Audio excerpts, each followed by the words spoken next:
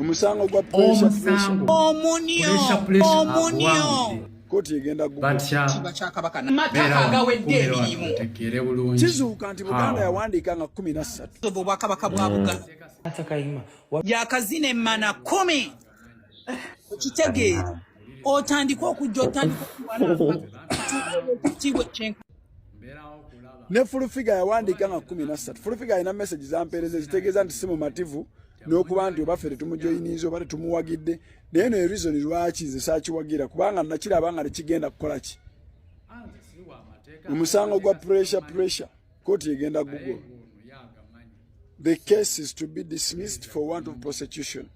Muno mwana adavu Masaabasajja bagenda Google nga tegulina bujulizi kubanga bw'otunuulira abaguwaabi Omunyamulenge bw'otunuulira bakanso bw'otunuulira presidential advisor agulimu, they are not representatives of any offended parties.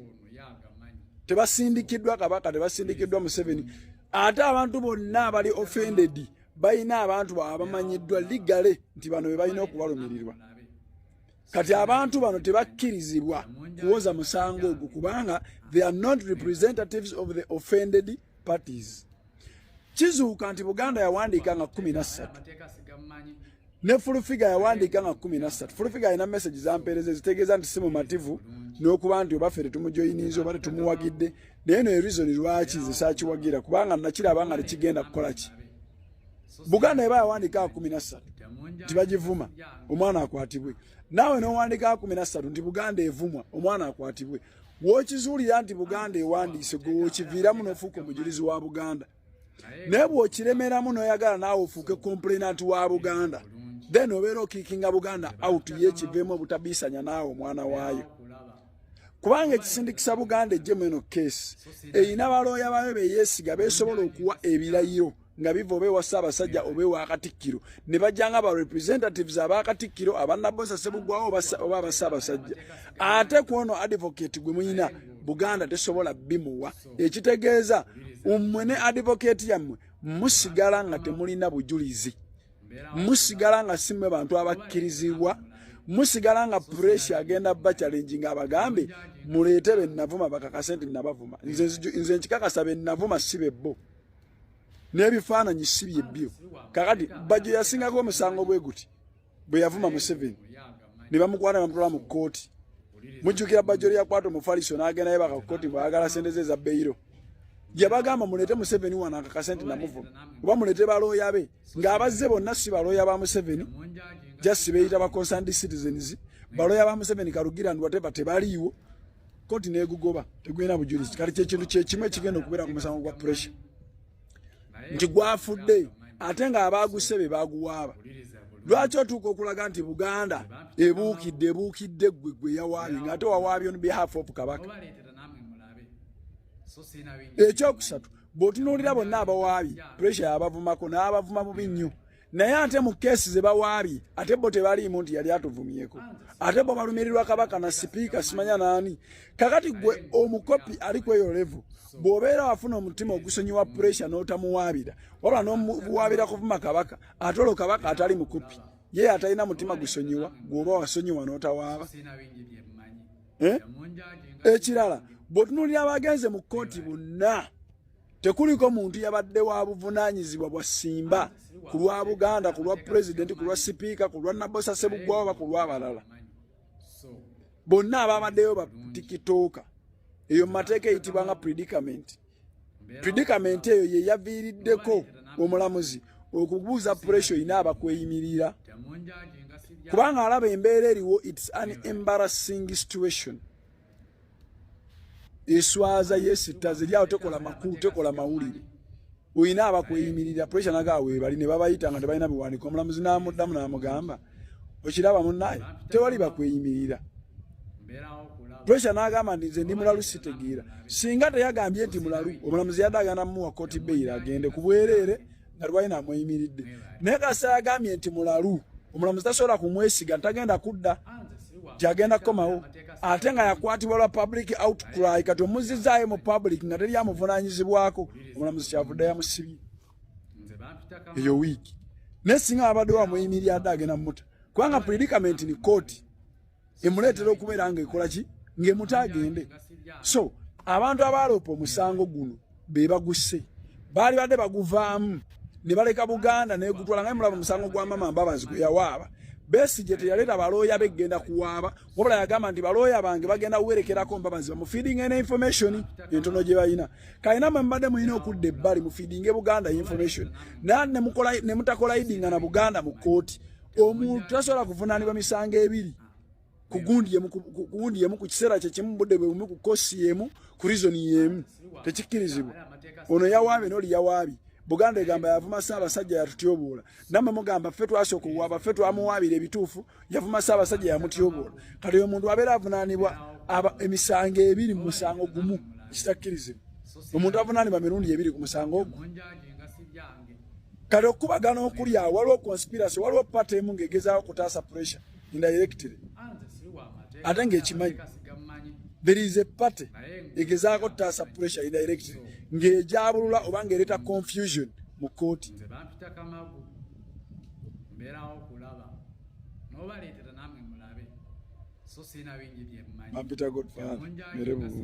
Omwana oyo gwe baasibye yadda nadda ku kitiibwa kya Kabaka n'akivoola. Niba nanga abaana b'oku TikTok temwewummuza omuntu tafuna na kutulo okitegeera. Kati nawe Athakaima ovuddeyo ku nsonga za pressure nawe ozenyigemu omucriticizing omujudging. Athakaima waliwo akusinga okuvuma, waliwo akusinga okuwemula, waliwo akusinga okubeera ng'okola emize kyogamba gwe emize egigyo nawe tutandika ogicriticize nga tulabe oba Buganda egiwagira. Toli perfect nawe oli muntu. Abantu beebase otuwogganira weefuula nti nno gw'oli mutuukirivu nnyo gwe nga tetuwogera ku mize egyo. Naawe twogera emize egyo kyogamba gira emize egyo egyakutwala e Bulaya gye bakubeerako empapula kyogamba Obuganda bwagisanyukira oba Obuganda bugikkiriza. Athakaima tugende mpola mpola. Are you perfect? Lwaki wasiba enviiri? Lwaki wawumula ennyindo? Lwaki wawumula omunyo? Lwaki wawumula buli wamu? Lwaki Athakaima oli mukwano gwange naye saagala kwogeraku bubi, saagala kunyiiza. Bambi ensonga za pressure bw'oba toyina nsonga eri genuine gy'osobola kwogera eri nnyito bambi nkusaba sirikako tuleke twebake. Tetwandyagadde ate lutalo kuluzza kugwe tetwandyagadde kutunuzamu mmundu kubanga ojja kwewa n'obutu okitegeera. Mba omwana oli yeevudde Obuganda. Yes kyeyakola si kituufu naye ate sigwa asaanidde okumujajinga Athakaima. Sigwatekedde omujajinga. Toddamu na kutuwogganira. Toddamu kutuwogganira. Waliwo akusinga ovuma wano banna emiwumbo gyabbi. Waliwo akusinga okutuwemula. Waliwo akusinga okuvuma eddiini wano wavuma abalokole. N'ovuma abantu ab'enjawulo. Gwani yakukriticizinga ani yakugambako. Kale genda mu lubiri lwa Kabaka ng'oyambadde obwo buteeteeyi bw'otera okwambala. Athakaima tuleke twebake munnaye tetwagala ate munnaye kudda mu kuvuma. Pressure ali ku musango gwa kuvuma ate tetwandyagadde nawe tukusabule mu ngeri y'okukuvuma oba okuvoola. Tukwagala nnyo tetujja kujajinga kuba tumanyi empapula gye wazijja tumanyi oyimiriddewo otya naye no one is going to judge you. N'olw'ensonga eyo naawe weewummuzeeko mukwano kuba tusobola naffe okutegeera e Uganda ku kisaawe ky'ennyonyi etteeka lyafuluma naawe netukutwala ate kati gwe oba kugwa kalabba. Wummula Kayima, wummula mwana mwesonyiwe. Wano wasooka ne weefuula nti omuwuliriza kati ate weefuula nti toli ku saidi. Mwagala folo, mwagala feemo, mwagala okwefuula nti mu buli nsonga mugitegeera. Bannange totutama tugambe nti gw'otuukiridde nnyo. Tugambe nti otuukiridde nnyo. Tomanyiira naawe nze toddangamu n'okunyiiza okitegeera. Muntu neyeebaka n'omumalako emirembe neyeebaka atasobola kuwolereza pressure bambi musirike kuba kyaliko temukimanyi kitegeera. Omwana omulalu mulemeddwa kitegeera nti mulalu. Olaba mwabamu wano mutegeera naye mukola ebyabalalu naye ye mulalu kitegeera. He was out of his mind, his normal senses. Kati no mutandike no criticizinga abeyambulira ku makubo. Mutandike no criticizinga abalala bakasuka amayinja. Mutandike no criticizinga buli muntu waniina akola ebyekisiru nga mulamu totutama kayima totutama tujjeko obuviiriviiri ate sandyagadde nakuvuma kuba nti gwe nkwagala naye tuddamu kwefuula nti otegeerera pressure bw'oba tosaba mubeererawo tosobola kwogera nsonga emutaasa shut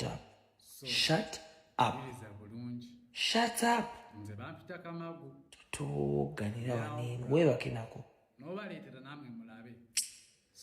sigalayo eyo gy'obadde gy'owabulira bwefuula nti bategeera nnyo nga mwonoona aliwo abasinga okwonoona noolaba abavumi bye bajajinga pressure zinjagala pasita ayogere awo mmanyi nti ate nga ne pasita tavuma omuntu yenna ayogere ng'ategerekeka olaba nze sefuko sobola mujaji ng'olugwana nze alina obwongo ategeera ennyo yasoma temutumanyiira temutuwoganira ate nziremu ndaba evidiyo nga neebase nga ate oli omuntu ayogera ku pressure bubi njaku ate sikyagala navuma abantu naye nja kubaako kyenkolawo namba temwerabiranga 7 tubeereyo ku kooti ku Buganda Road mujje tubeereyo pressure abatagala kumubeererawo temujja kuba tujja bagundirayo ekyo tokibasuubiza ate n'ekirala nyongera okubajjukiza mugende ku Central Properties mwegulire poloti futa 25 wamma ku $50 nekibanja mpala bakikwata ate nga temwerabye ogenda ne Wanova mugule ku bizigo ebyerusa kayima kenaddamu olaba vidiyo ng'okritisizinga oyo omwana sijja kuba hambo nga bwe ndi ssaawa zino eyakwalula ejja kuba esiridde ye mikwano kanneebake musule bulungi mweraba